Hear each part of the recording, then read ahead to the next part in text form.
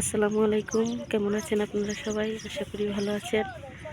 তো আজ বেগম রোকেয়া দিবস, আর তার জন্য আমাদের উপজেলায় একটি অনুষ্ঠান আছে। এখন সেই অনুষ্ঠানেই যাচ্ছি। আপনারা আমাদের সাথেই থাকেন এবং দেখতে থাকুন পুরো ভিডিও। তো এই দিক দিয়ে আমি নদী পার হব বলে নৌকায় উঠে পড়েছিলাম। বেশি মানুষ ছিল না, তার জন্য নৌকা ছাড়তে দেরি করছিল। আর ইয়াদিন এবং তার বাবা দাঁড়িয়েছিল, যতক্ষণ না নৌকা ছাড়বে ততক্ষণ তারা দাঁড়িয়েই থাকবে।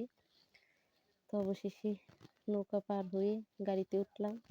প্রচুর কুয়াশা, সাথে বাতাস, খুব শীত লাগছিল, কিন্তু কি করার, কাজ যেহেতু করি যেতে তো হবেই।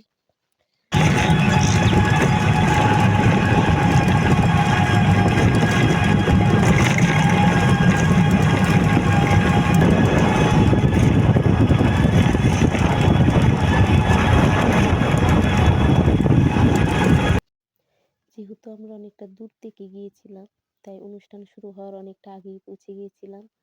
তো এখানে তারা অতিথি যারা আসবে তাদের জন্য নাস্তা প্যাকেট করছিল। তো আমি কি করব, আমিও তাদের সাথে সাথে নাস্তা প্যাকেট করছিলাম যাতে সময়টা চলে যায়।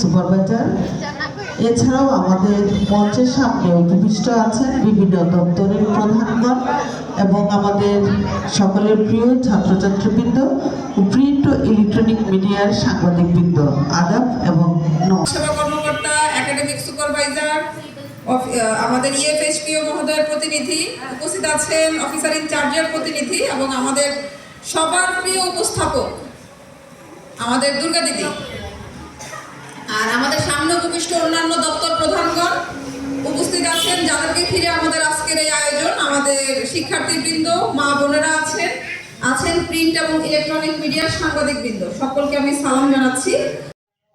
তো অবশেষে অনুষ্ঠান শুরু হয়ে গিয়েছিল। প্রচুর আওয়াজ ছিল, যার জন্য ভিডিও করতে পারিনি। তো এখানে যারা উপস্থিত ছিলেন তারা তাদের মূল্যবান বক্তব্য রেখেছে এবং প্রতি বছরের মতন এবছরে পাঁচজন জয়িতাকে সংবর্ধনা দেওয়া হয়। তো অনুষ্ঠান শেষ করে আমি বেশি দেরি করিনি, বাড়ির উদ্দেশ্যে রওনা দিয়ে দিয়েছিলাম, কারণ ছেলেকে রেখে এসেছিলাম এবং শীতের দিন, তাই আর দেরি করিনি।